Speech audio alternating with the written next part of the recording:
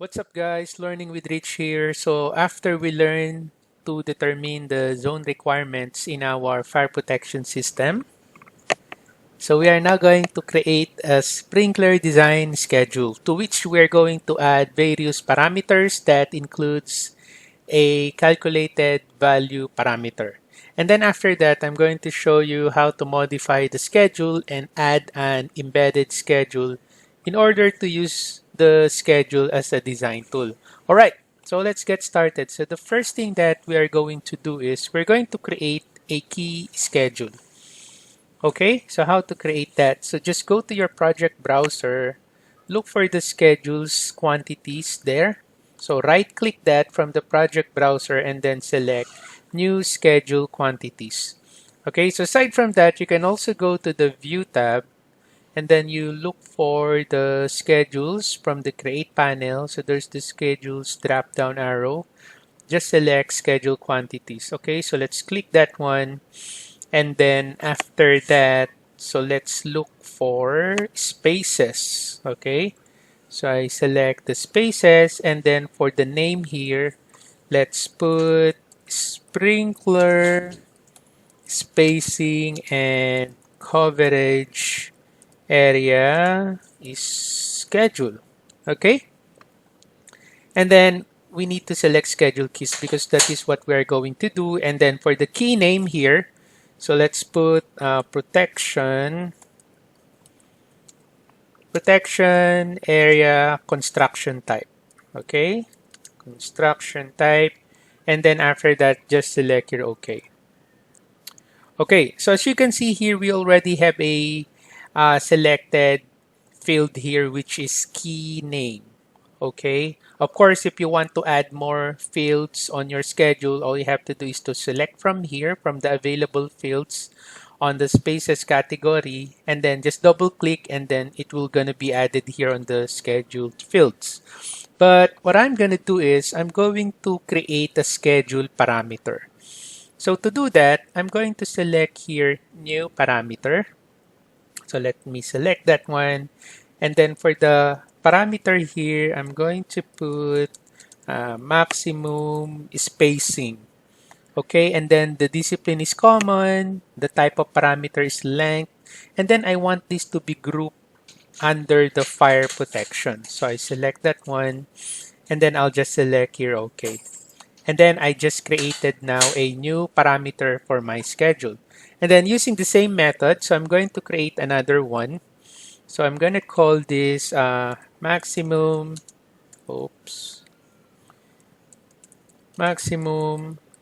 coverage area.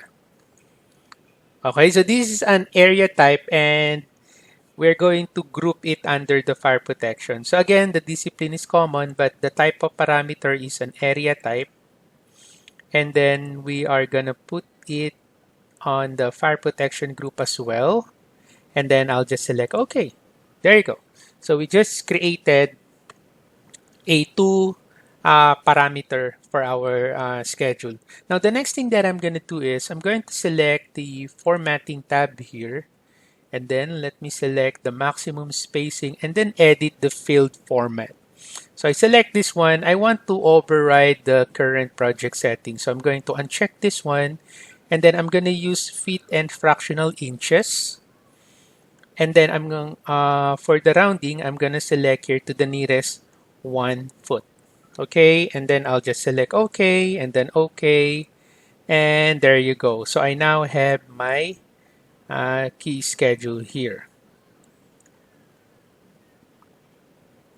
Okay, so let me just change the name here, change the key name here. So instead, I'm gonna put there protection area type and then enter. Okay, so now I'm gonna add a data row here. To do that, I just need to select that insert data row. So just click that one. There you go. And then we are going to add a type here. For the protection area type, I'm going to put light, let's say obstructed, combustible. Combustible. There you go. And then for the maximum spacing, I want that to be 15 feet. Enter. And then for the maximum coverage area, so I want this to be, let's say, 130. Enter. Okay. Right. So let me add two more. So again, same procedure. So I select insert data row. I'll change the name of this one. So let's say I will just call this extra unobstructed. Okay. Maximum spacing of, let's say, 12 feet. And then maximum coverage area is, let's say, 90 square feet. Okay, so let me add one more. So I select insert data row again. So let's change this one. Let's say I'll just put here ordinary,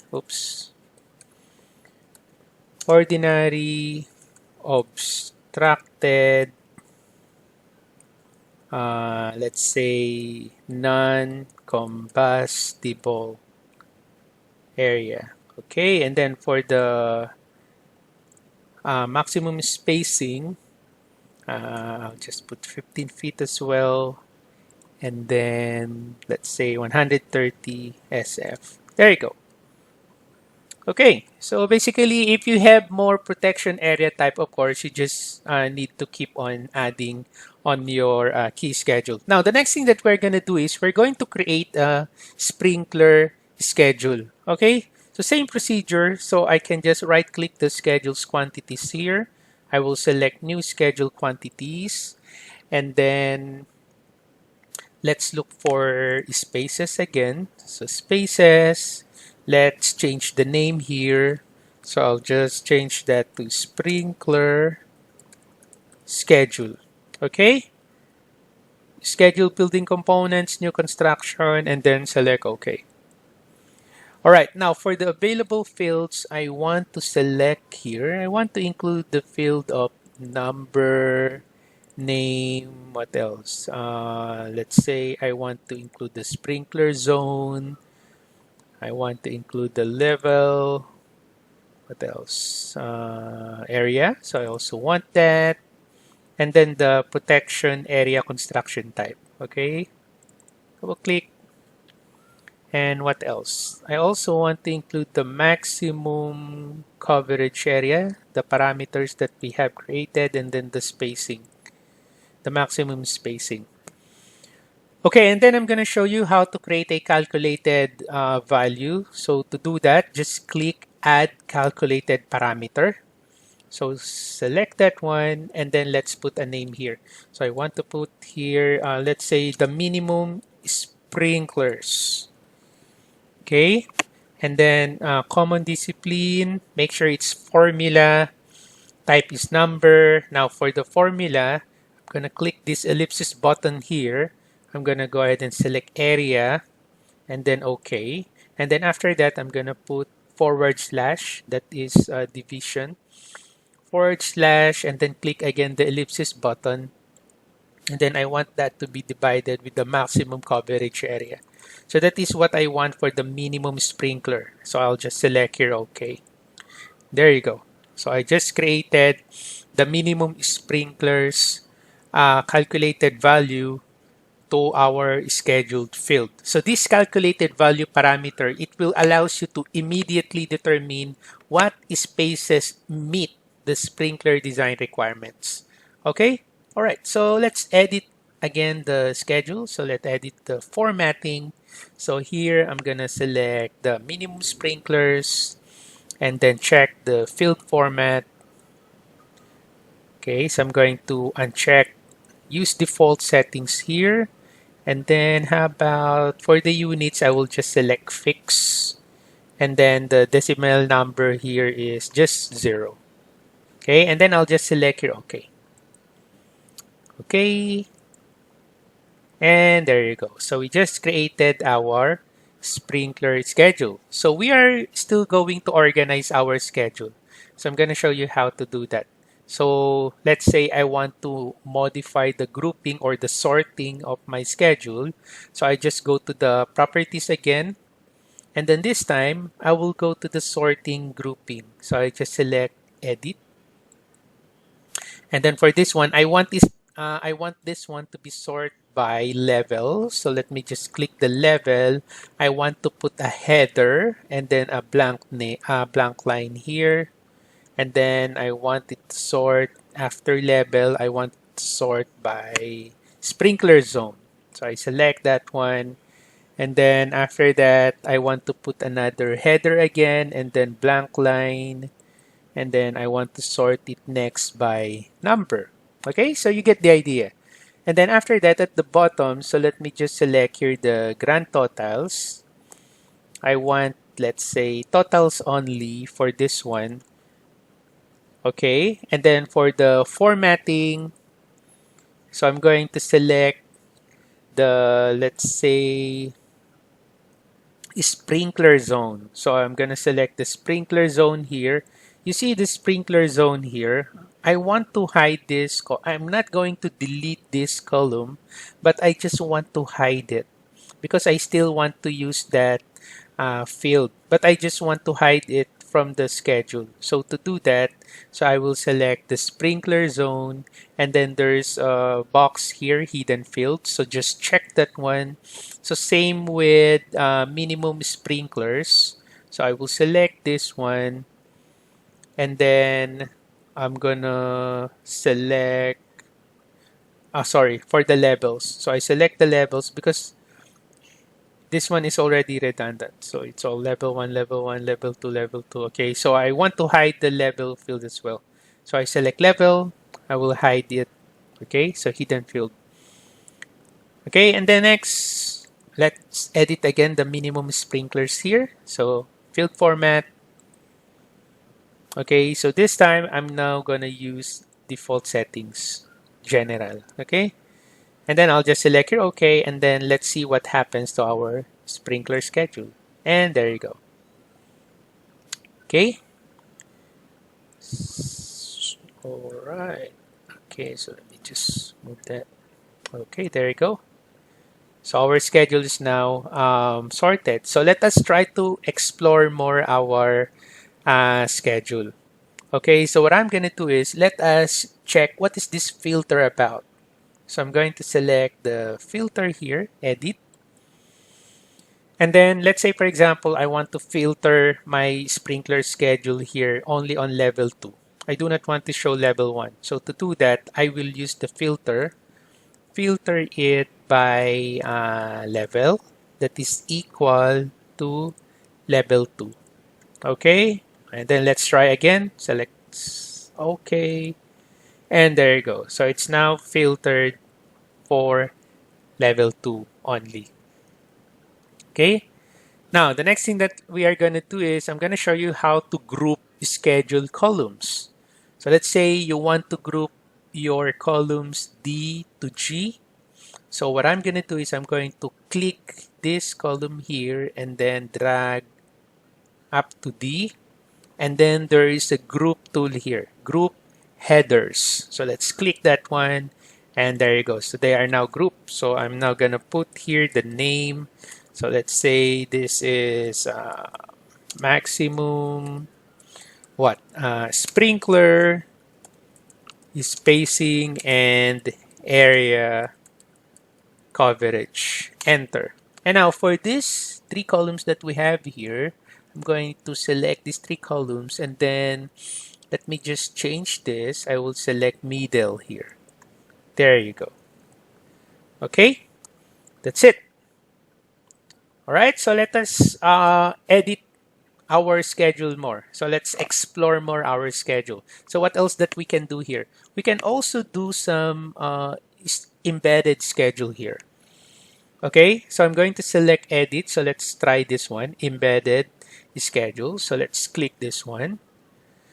Okay, and then let's check embedded schedule.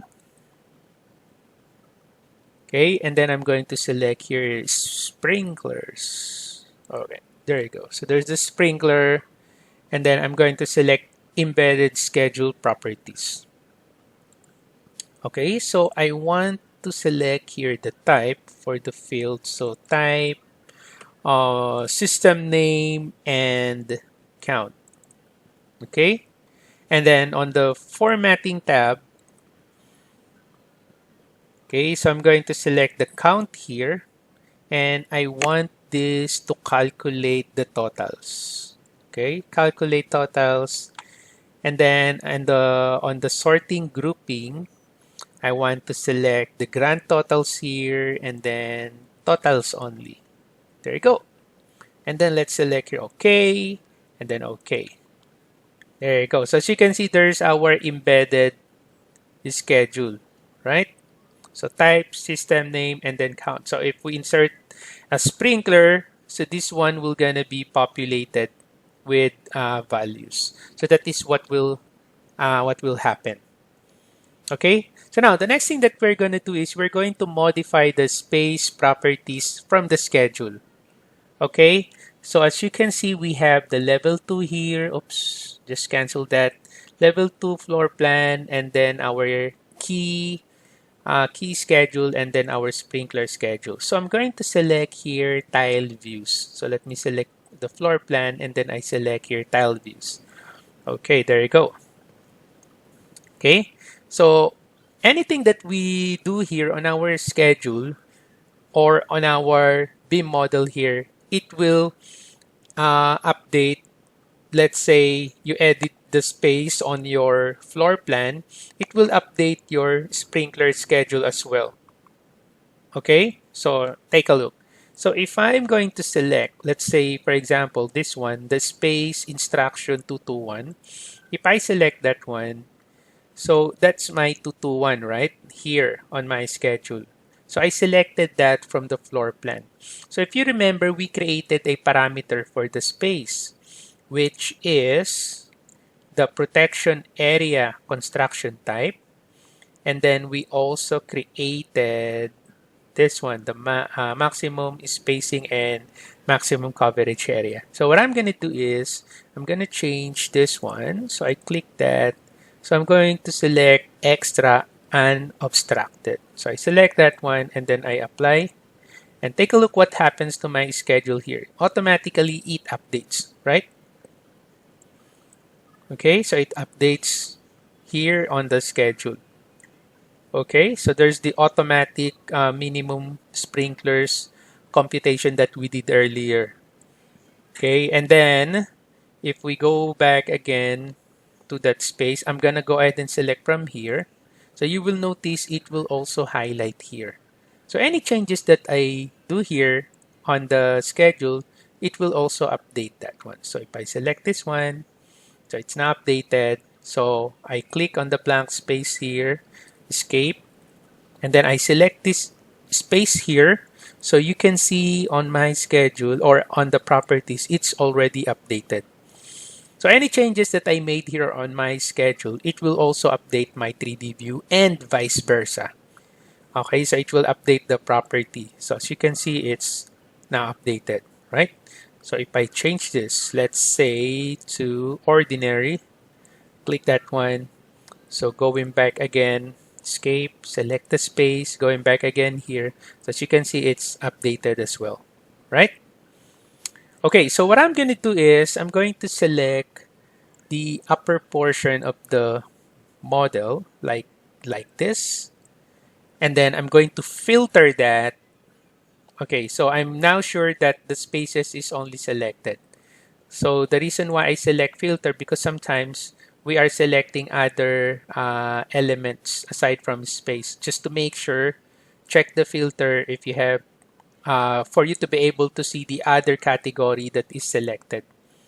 Okay, so now I'm sure that only the spaces is selected from the based on the filter. So I just select OK, and let me just change this one here. And let's say I want that to be extra unobstructed. Click that, apply, and there you go. So it's now all updated here. Okay, so let's say, for example, the lower area, the lower part here, this one. Again, I select filter. As you can see, I selected elevations as well, and then the view. So I'm going to uncheck that. And then I select here OK, and then let me specify from the properties, let's say that we're gonna be light obstructed combustible or whatever area type that you have. And there you go. So it's now updated here. Okay.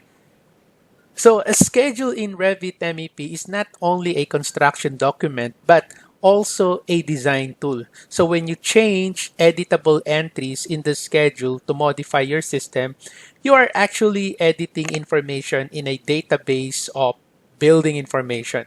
So as a result, each change is dynamic and immediately propagates throughout your project.